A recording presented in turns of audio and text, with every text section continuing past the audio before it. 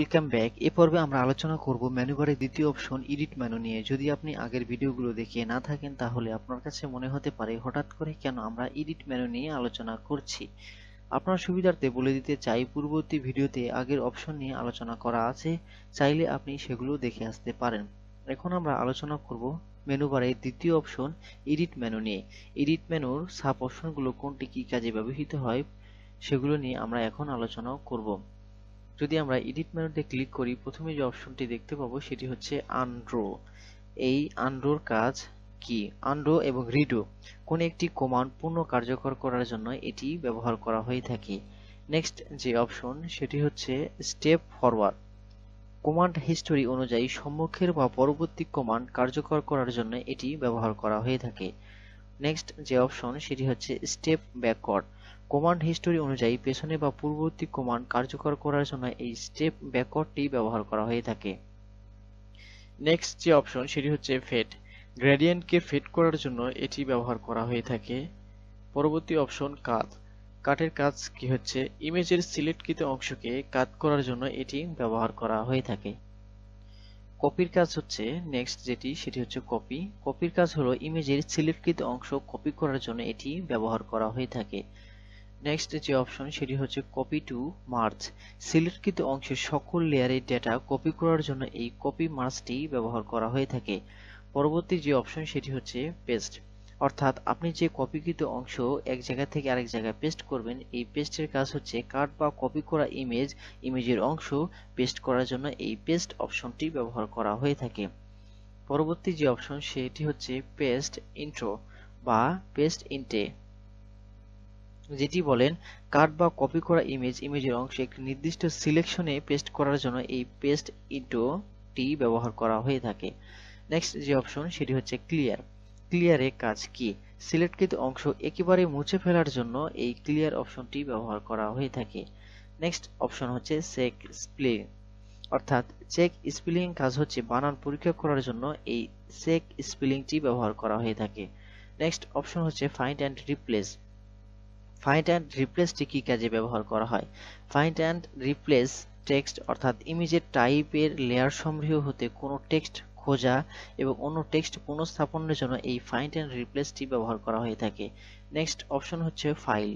File সিলেক্টকৃত অংশ feel বা ভরাট করার জন্য এই ফিল বা সিলেক্টকৃত অংশ ফিল বা ভরাট করার জন্য এই ফিল অপশনটি ব্যবহার করা হয়ে থাকে। নেক্সট যে অপশনটি দেখতে পাই সেটি হচ্ছে স্ট্রোক। স্ট্রোকটি কি কাজে ব্যবহৃত হয়? সিলেক্টকৃত অংশের প্রান্ত রেখা বা বাউন্ডারি লাইন তৈরির জন্য এই স্ট্রোকটি ব্যবহার করা হয়ে থাকে। নেক্সট অপশন আমরা দেখতে পাই সেটি হচ্ছে ফ্রি ট্রান্সফর্ম। এই ফ্রি ট্রান্সফর্মটি কি কাজে ব্যবহৃত হয়? ফ্রি ট্রান্সফর্মটি সিলেক্ট করা অংশকে ইচ্ছেমতো ট্রান্সফরমেশনের জন্য এই ফ্রি ট্রান্সফর্মটি ব্যবহার করা হয়ে থাকে। নেক্সট অপশন হচ্ছে ট্রান্সফর্ম। আপনি যদি কোনো অংশকে সিলেক্ট করেন, সেই সিলেক্টকৃত অংশকে ট্রান্সফরমেশনের জন্য এই ট্রান্সফর্ম অপশনটি ব্যবহার করা হয়।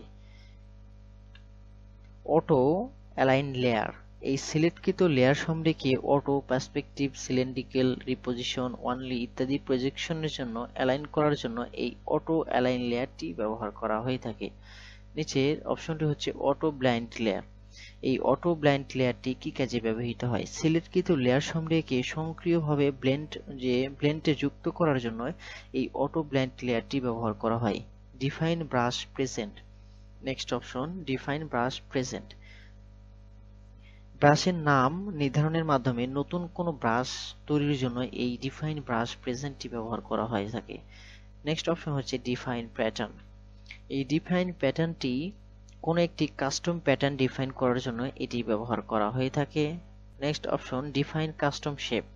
সেম এই ডিফাইন প্যাটার্নের মতোই ডিফাইন কাস্টম শেপ, কোনো একটি কাস্টম শেপ ডিফাইন করার জন্য এই কাস্টম শেপটি ব্যবহার করা হয়ে থাকে। নিচের যেটি অপশন সেটি হচ্ছে পার্জ।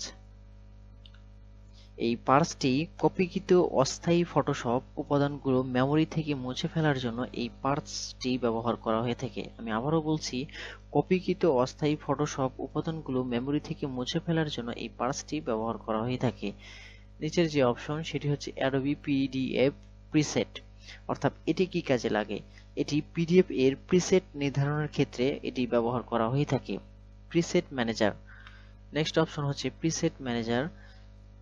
প্রিসেট ম্যানেজার হচ্ছে প্রিসেট ম্যানেজার ওপেন করার জন্য এটি ব্যবহার করা হয়ে থাকে। কালার সেটিং, নিচের অপশন হচ্ছে কালার সেটিং।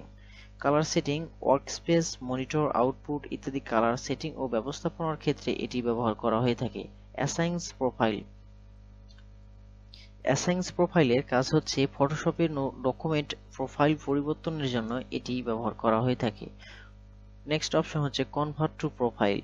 কনভার্ট টু প্রোফাইলের কাজ কি? ওপেন করা কোনো প্রোফাইলে ভিন্ন ভিন্ন কোনো প্রোফাইলে রূপান্তরের ক্ষেত্রে এই কনভার্ট টু প্রোফাইলটি ব্যবহার করা হয়ে থাকে। নেক্সট যে অপশন সেটি হচ্ছে কিবোর্ড শর্টকাট।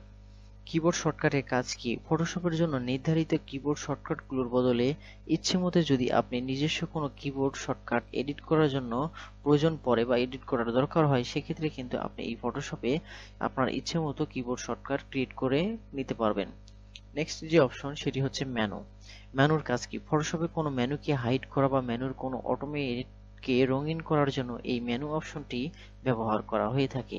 নেক্সট এবং লাস্ট যে অপশন সেটি হচ্ছে প্রিফারেন্স, অর্থাৎ ফটোশপের প্রিফারেন্স সেটিং এর জন্য এটি ব্যবহার করা হয়ে থাকে। নিশ্চয়ই আশা করি এই এডিট মেনুর আন্ডারে যতগুলো সাব মেনু রয়েছে কোনটি কি কাজে ব্যবহৃত হয় আশা করি বুঝতে পেরেছেন। যদি কোনো সমস্যা থেকে থাকে কমেন্ট বক্সে কমেন্ট করতে পারেন, অ্যান্সার দেওয়ার চেষ্টা করব ইনশাআল্লাহ। নেক্সট যে ভিডিও করব সেটি হচ্ছে ইমেজের আন্ডারে যতগুলো সাব অপশন রয়েছে কোনটি কি কাজে ব্যবহৃত হয় সেই নিয়ে আমরা নেক্সট ভিডিও করব। সো আশা করি ধৈর্য ধরে সাথেই থাকবেন। ধন্যবাদ।